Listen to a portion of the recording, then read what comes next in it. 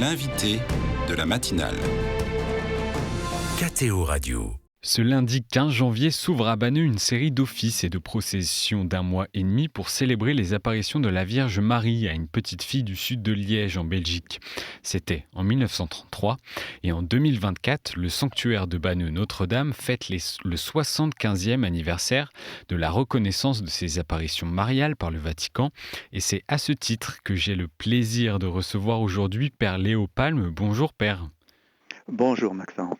Vous êtes l'heureux recteur du sanctuaire de Notre-Dame de Banneux. Alors on ne va pas refaire l'histoire de l'apparition de la Vierge à la petite Mariette. Simplement, dans quel contexte s'inscrivent ces apparitions à l'époque ? Donc Marie apparaît, comme vous venez de le dire, la première fois le 15 janvier 1933. Depuis 1929, il y avait une terrible crise économique. Et donc beaucoup de personnes étaient sans travail. Et à l'époque, sans travail signifiait sans revenu.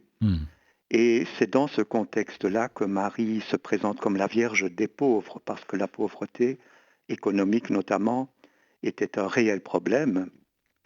Et le deuxième point qui mérite d'être souligné, donc à la fin du mois de janvier 1933, Adolf Hitler prend le pouvoir en Allemagne.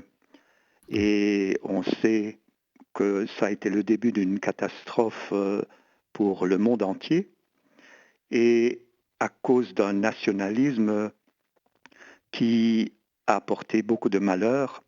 Et c'est, à mon avis, à cause de cela que Marie dit qu'il y a une source pour toutes les nations.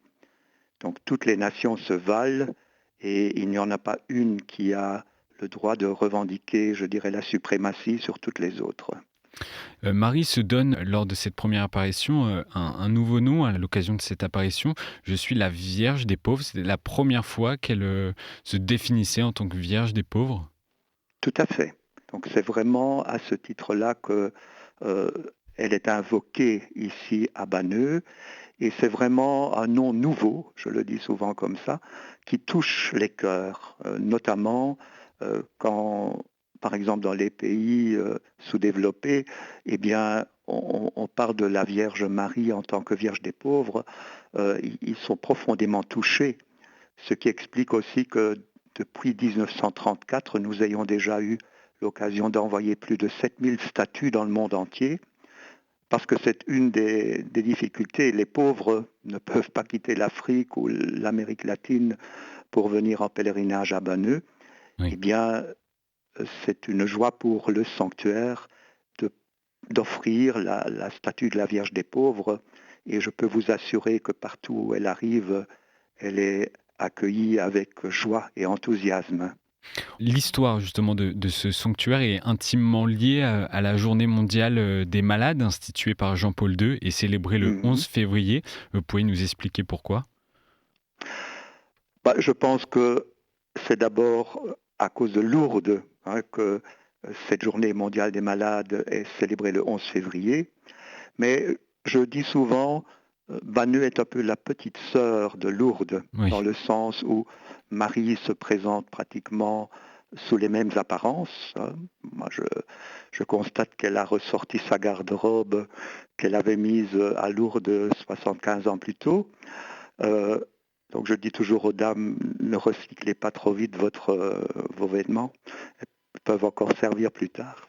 Mais le message aussi est très proche de celui de Lourdes, puisque la source à Banneux est pour tous les malades, pour toutes les nations, et Marie promet qu'elle vient soulager la souffrance. Comme le pape Jean-Paul II est venu en pèlerinage ici à Banneux, eh bien, je suppose qu'il a fait le lien entre cette similitude entre Lourdes et Banneux pour justement choisir cette journée-là, le 11 février.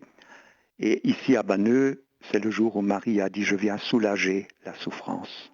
Lors de sa 5e apparition, effectivement, et vous parlez de cette source, c'est une source qui est un peu spéciale.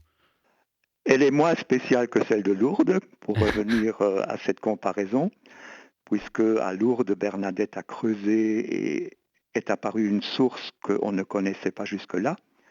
Ici, la source était déjà au bord du chemin et un fermier avait creusé un peu et donc l'eau stagnait et quand il passait avec ses vaches, elles pouvaient s'abreuver et arrêté au-dessus de cette source, Marie va dire à partir de maintenant, cette source est réservée pour moi. Et elle ajoutera le lendemain pour toutes les nations, pour les malades. Donc ce qui était une source où les animaux s'abreuvaient devient une source pour les pèlerins et en particulier pour les malades qui viennent se ressourcer littéralement auprès de la Vierge des pauvres. Vous bénissez d'ailleurs les malades tout au long de la saison des pèlerinages. Il y a eu de nombreux miracles à Banneux depuis 1933. Vous sauriez dire combien environ? Non, Mm. c'est impossible de donner un chiffre. Donc le premier miracle est déjà relaté pendant les apparitions. Donc il y a eu 2 séries d'apparitions, la première en janvier, puis il y a eu une pause jusqu'au 11 février.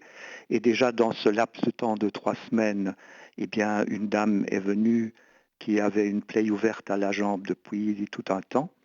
Et quand elle est rentrée à la maison, eh bien, cette plaie qu'elle avait depuis 12 ans s'était refermée miraculeusement. Et depuis lors, il y a toujours des témoins qui viennent me parler de guérisons, parfois spectaculaires, parfois peu moins spectaculaires, mais nous ne sommes pas équipés comme Lourdes pour qu'on puisse enquêter Oui, sur tous ces miracles. Donc j'ai des témoignages qui arrivent chaque année, il y en a encore aujourd'hui, mais oui. oui, on a encore aujourd'hui, tout à fait, tout à fait. Et beaucoup de personnes viennent avec une confiance immense. Hein, le 15 de chaque année, le 15 janvier de chaque année, il y a un pèlerin qui revient parce qu'il a été guéri le 15 janvier, cette année ça va vers 11 ans, d'un cancer de la vessie.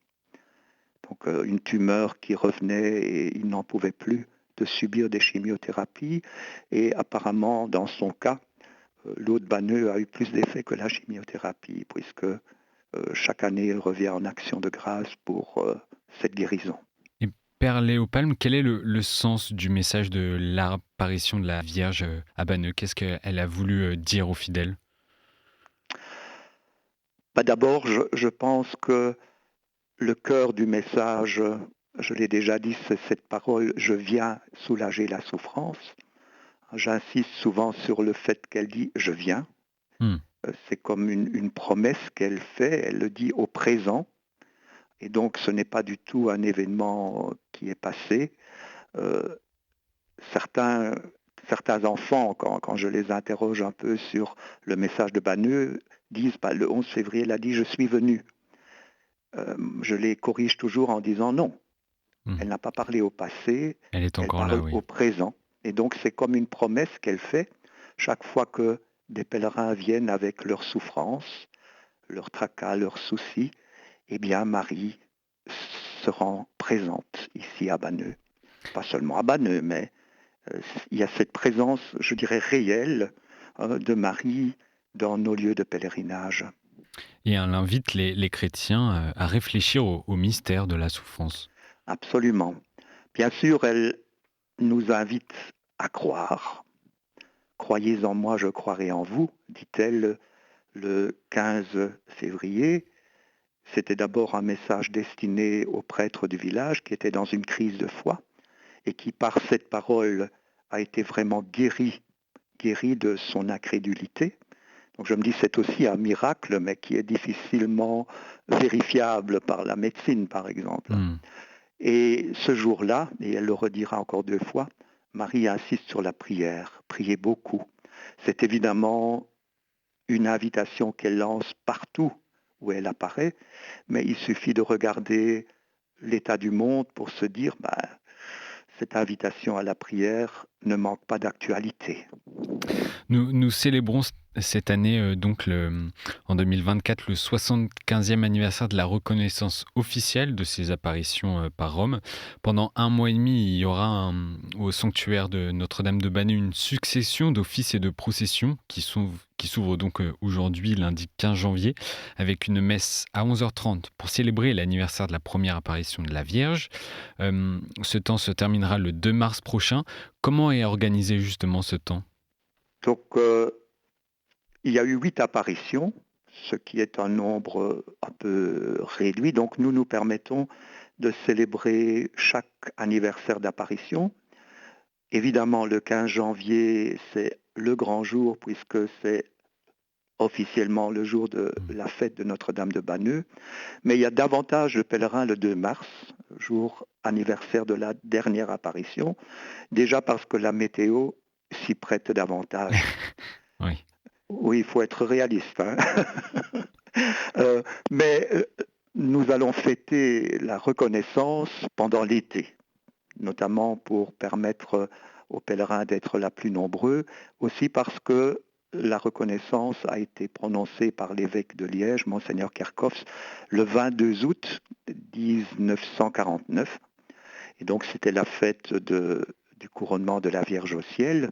C'est toujours la fête du couronnement de la Vierge au ciel. Et je me dis, c'est aussi un peu le couronnement de toute une démarche qui a été longue pour que, eh bien, on puisse reconnaître ces apparitions en s'appuyant sur des bases solides. Vous parliez du fait que vous avez envoyé depuis 1933 environ 7000 statues de Notre-Dame de Banneux à travers le monde. Ça montre tout simplement l'aura internationale de la Sainte Vierge des pauvres. Le caractère international apparaît encore beaucoup plus pendant la saison des pèlerinages, quand les nations viennent à Banneux.